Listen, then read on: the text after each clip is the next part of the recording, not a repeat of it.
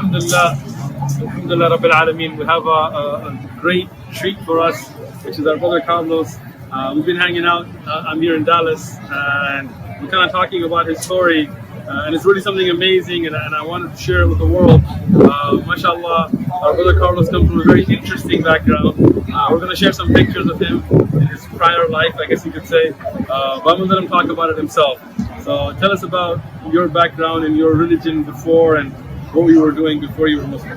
MashaAllah. So, as I was telling you earlier, Sheikh, I come from a very hardcore Protestant Christian background, specifically from my father's side. My great-grandparents were missionaries, and they planted churches in Mexico. The churches, some of them which are still being run today by some of my own uncles and family members. From Spain? Yeah, from Spain. So I have also other uncles in the Houston area where I'm originally from. 3 churches that are from my own uncles, 1 aunt. So we come from a very heavily influenced Protestant Christian background. Like I said, specifically from my dad's side. My parents migrated from Mexico to the U.S. And my dad, who was a youth pastor prior to coming to the U.S., he kind of left the religion. Right? You come to America, you work, you caught up in things of the dunya, as you say. Right? And that's what happened with my father. He left the church, he started drinking. And so we never grew up going to church, but I knew about church because he would go sometimes when my grandma was in town. So my dad wanted to look good. Show, right? Yeah, he had to show that he was still going, fake it till you make it. So, alhamdulillah, I enjoyed those times because I got to learn a little bit about who God was, according to the Christian belief. And I was interested because my parents, like I said, they weren't going to church, but they always instilled in our hearts to fear God, to do good, to be good to people. But as you grow up, as I was growing up, you start rebelling against your parents. My parents weren't doing good in their marriage, ended up getting divorced. So I ended up growing up in the streets, in the gangs, in the barrio, in the hood. Django, I don't want to mention any names, but yeah, so in Houston, very well-known gangs.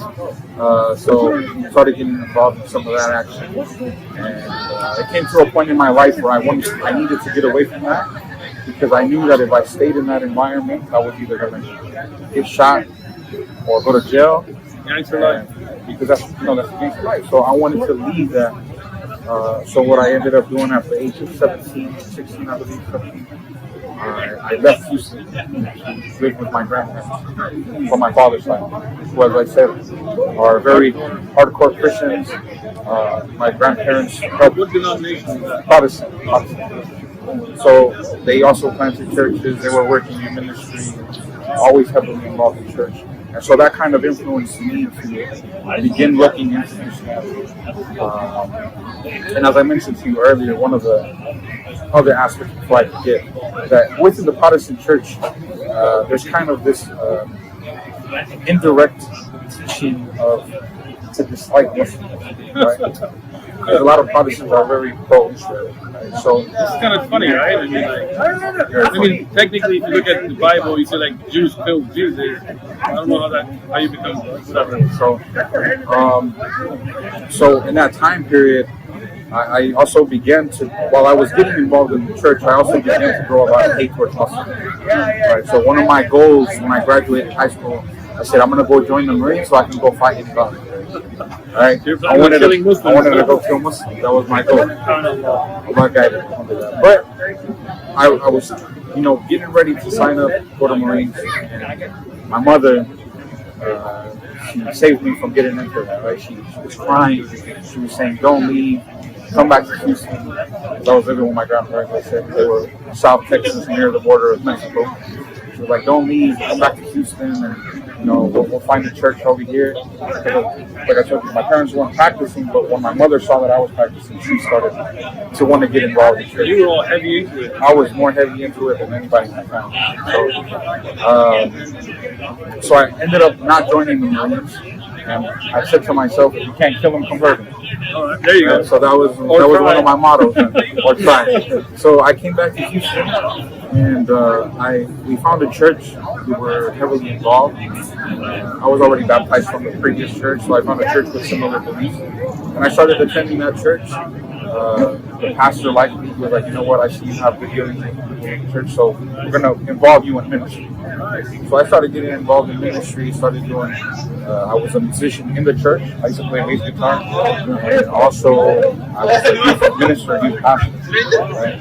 And a lot of times I would also go preach at non-denominational churches. So that kind of went against what my church was for, but I also did a lot of activities outside of my home church at the time. And so you singing and playing? I would just play guitar and preaching, bass guitar and preaching, right? So at the same time, I was going to the College of Biblical Studies in Houston. Nice. Right? And you are well versed in the Bible. I learned a couple of things. I took a couple classes and was learning.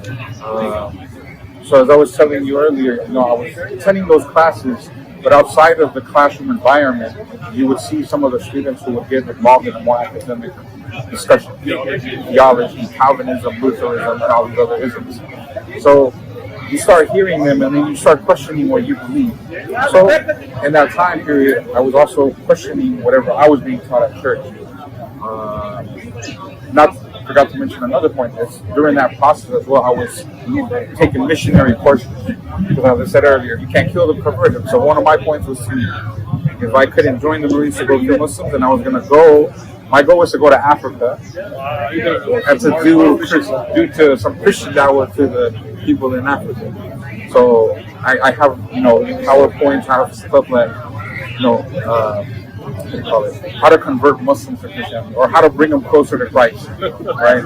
So I would attend those classes, and now looking back at it, you're like, man, this stuff is ridiculous. It's absolutely ridiculous. And it's interesting the amount of effort and time and plotting that goes into Christians trying to trick Muslims out of Islam. Yeah. My wife was recently shopping, she's developed the viaduct, and some lady brought her a little pamphlet. It says Jesus in the Quran. So it looks like it's about Jesus in the Quran. When you open it, it's all about like anti-Islamic stuff, right? Which is funny because why can't you just be honest about it? So it's true. Like trying to get involved in missionary, I was reading a lot about Islam, and Islam was always a very interesting religion to me because I always saw like the unity of people praying. You see pictures and videos of the Haram and people praying there, and that it kind of stirs something in your heart. Like, man, that's beautiful. But so I was very interested in Islam. I wanted to bring those people to Christ. They were good people, they're always doing good stuff. They're lost. So I was reading about Islam, but every time that I would read about Islam, it was from a Christian perspective. Right? You go to websites, and you look up Islam, and you come up across these sites, and they're written by men who are called John or Ray, right? David, like a bunch of people who probably never studied Islam in their life except just to pick out, whatever verses they found that were problematic and wanted to make a big deal about it. The disease in the heart doesn't let them see. So I was reading those books, and as I mentioned to you, there was a guy named Bergen Camp. You guys can look him up. Absolutely hilarious. If you want to see him speak Arabic, it'll make you laugh. I had a lot of his books, and those were the books that I would use to kind of try to understand Islam, so I can refute Islam, and so I can bring this book to Jesus. It turned out the guy was a fraud, right? He got exposed for it. Just like every other Christian missionary out there. He was the president of Liberty University, which is one of the top Christian universities in the U.S. The guy got exposed, and they took him off, and they fired him. So at that point, I was like, the dude that said his dad was a Muslim. Yes. They didn't know how to use the other hand. Yeah. So at that point, I was like, man, what am I doing reading about Islam from these people who don't even know about Islam? So what I ended up doing is I went out of my way. In Houston, we have Darussalam. So I went to Darussalam, bought a couple of books. Yeah, bought a couple of books. The brother even handed me some free books. And I would study from that, read online from what I thought at the time, or what seemed to be accurate Islamic sources. I would look into it.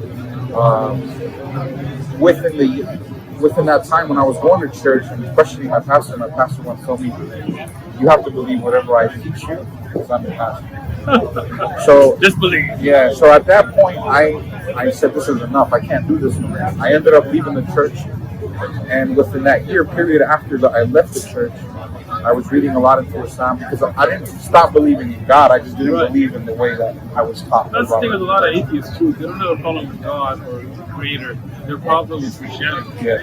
So, alhamdulillah, the belief in God still exists. It's just the nonsense that people made up kind of got pushed out. Yeah, so I didn't lose my faith in God. I knew there was a God. I knew God existed. So I just didn't know which direction to go. But as I was learning about Islam, reading about Islam, in my heart, I felt that this is correct. So I went to a masjid, local masjid, and I met a brother there who introduced me to the imam. I asked the imam a couple of questions. Within a 2-month period of asking him questions, I didn't fully understand everything about Islam, but I knew in my heart that this was absolutely 100% correct. And so I decided, you know what, I don't know everything, but I'm going to take my shahada. Allahu Akbar. Because I knew this was something. Allahu Akbar. So that's what I ended up doing. I've been Muslim for 8 years now.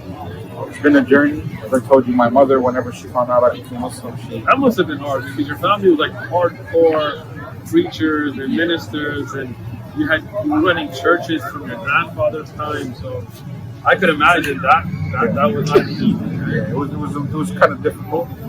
As I said, my mom, she started getting involved in church because of me, right? So when she saw that I left the church and converted to Islam, she was like bawling her eyes out while she was cutting meat in the kitchen, and it was very, very hurtful. So it was a process. Alhamdulillah, my family now is very accepting of me. I'm married, have kids. They see my kids are Muslim. They see their akhlaq. They see the change in you. Right? They see the change. Sure, in you're me. not gangbanging anymore. Nah. You're not out there doing all that nonsense. So, alhamdulillah, you're seeking knowledge. MashaAllah, doing da'wah. So living a clean life. No alcohol, no drugs, no pork. Even people involved in the church, you still see them doing all the same stuff. Yeah, you still see them getting drunk and doing all that. So, alhamdulillah. Yeah, alhamdulillah. So we're here today, man, calling people to Islam, and what a blessing it is. Allah, it's a big inspiration, mashallah. When I met the brother and I heard his story, I had to share it because, you see a lot of fake ex-Muslims out there, right? You see a lot of people out there, I used to be this. We had one guy at the park, I used to be an imam.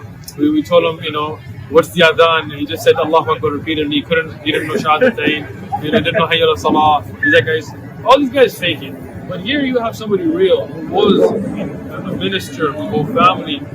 We got pictures. I mean, we're not playing here, right? Inshallah, tell the brothers to use the picture, the thumbnail, so you can see it already, right? But alhamdulillah, Allah guided him. Even with all that hatred and all that stuff, Allah guided him. Not just that. The inspiration here is not just that he became Muslim, mashallah, but he's talib ilm. He's studying, mashallah. He's on the right aqeedah. He's not messing with all that nonsense, goofy stuff, mashallah. He's on the Quran with Sunnah. He's moving forward.